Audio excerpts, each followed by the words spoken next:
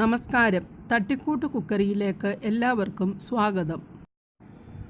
ഇന്ന് വടുകപ്പുളി നാരങ്ങാക്കറി ഉണ്ടാക്കുന്ന വിധമാണ് കാണിക്കുന്നത്.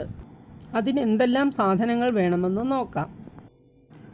ഞാനിവിടെ ഒരു ചെറിയ വടുകപ്പുളി ചെറിയ കഷ്ണങ്ങളായി അരിഞ്ഞു വെച്ചിട്ടുണ്ട്. വടുകപ്പുളിക്ക് ചില സ്ഥലങ്ങളിൽ കറിനാരങ്ങ എന്നും പറയാറുണ്ട്.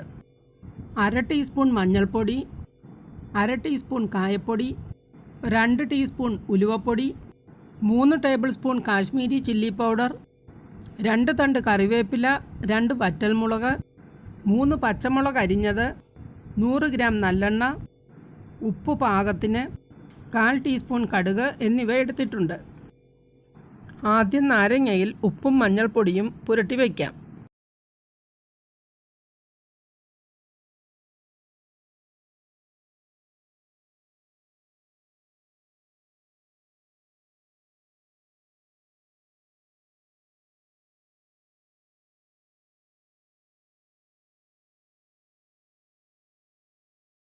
നിങ്ങൾക്ക് എൻ്റെ ഈ വീഡിയോ ഇഷ്ടമായാൽ ലൈക്ക് ചെയ്യണം, ഷെയർ ചെയ്യണം. ഇതുവരെ സബ്സ്ക്രൈബ് ചെയ്തിട്ടില്ലാത്തവർ ഈ ചാനൽ സബ്സ്ക്രൈബ് ചെയ്യണം.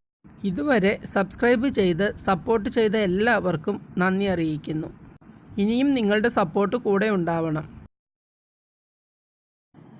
നാരങ്ങാക്കറി ഉണ്ടാക്കാൻ വളരെ എളുപ്പമാണ്. എല്ലാവരും ഇത് ഉണ്ടാക്കി നോക്കണം.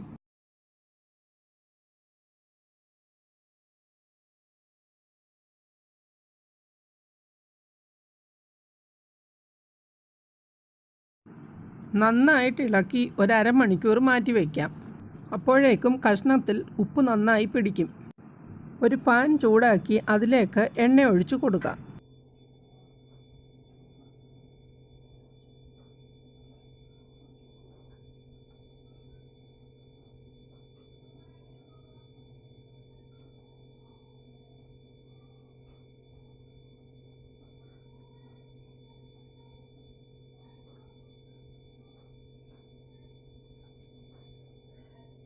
എണ്ണ ചൂടാക്കി അതിലേക്ക് കടുകിട്ട് കൊടുക്കാം.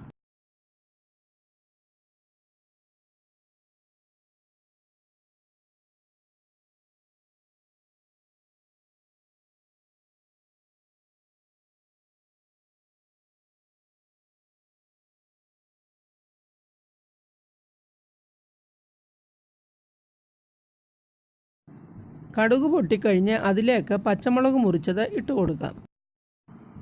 പച്ചമുളക് ഇട്ടാൽ ഉടൻ തന്നെ തീ ഓഫ് ചെയ്യണം. എണ്ണ തിളച്ചതായതുകൊണ്ട് തീ ഇല്ലെങ്കിലും അതിലിടുന്ന സാധനങ്ങൾ കരിഞ്ഞു പോകാൻ സാധ്യതയുണ്ട്. വളരെ സൂക്ഷിച്ചു വേണം മസാലകളൊക്കെ ചേർക്കാൻ. കറിവേപ്പിലയും വറ്റൽമുളകും ഇട്ട് കൊടുക്കാം.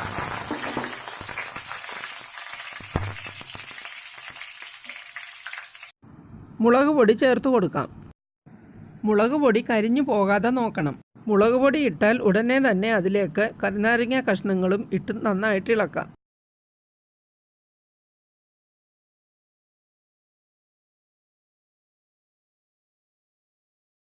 എടുത്തു വച്ചിരിക്കുന്ന ഉലുവപ്പൊടിയും കായപ്പൊടിയും ചേർത്ത് കൊടുക്കാം.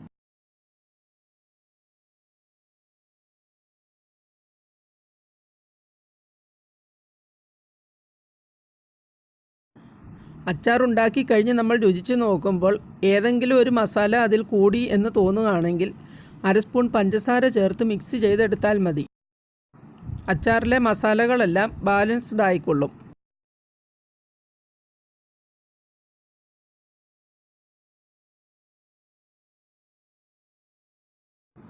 നമ്മുടെ രുചികരമായ നാരങ്ങാക്കറി തയ്യാറായിട്ടുണ്ട്.